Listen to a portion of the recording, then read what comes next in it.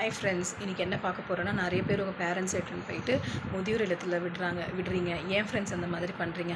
உங்கள் குழந்தை ஒரு வேளை ஹைப்பர் ஆக்டிவிட்டியாக எல்லாத்தையும் கீழே தள்ளுறது, எல்லாத்தையும் உடைக்கிற மாதிரி இருக்கிற குழந்தையாக இருந்தால் நீங்கள் ஒரே குழந்தைன்னு பார்த்து தானே வளர்ப்பீங்க, எல்லாத்தையும் சகிச்சுப்பீங்களே. இல்லை அந்த குழந்தைய எடுத்துகிட்டு போய் ஹாஸ்டலில் விட்டுருவீங்களா? இல்லை அதே மாதிரி தானே ஃப்ரெண்ட்ஸ், உங்கள் அம்மாவும் உங்களை பார்த்து பொத்தி வளர்த்துருப்பாங்க.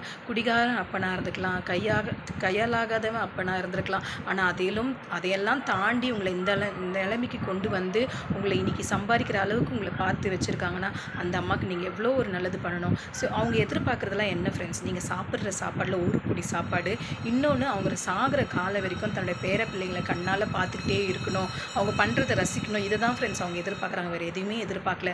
தயவு செய்து நீங்கள் அந்த தப்பை மட்டும் பண்ணாதீங்க. நீங்கள் 1000 பேருக்கு உதவி பண்ணியிருக்கலாம், எவ்வளோ ஹெல்ப் பண்ணியிருக்கலாம். ஆனால் நீங்கள் இந்த ஒரு தவறு மட்டும் பண்ணிங்கன்னா அந்த புண்ணியம் வந்து உங்களுக்கு சேரவே சேராது. அவங்களுடைய கண்ணீருக்கு தயவு செய்து நீங்கள் ஆளாகிடாதீங்க ஃப்ரெண்ட்ஸ். அந்த தவறை மட்டும் செய்யாதீங்க.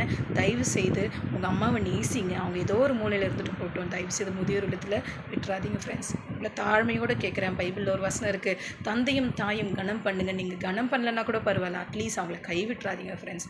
Okay, see you in the next video. Bye.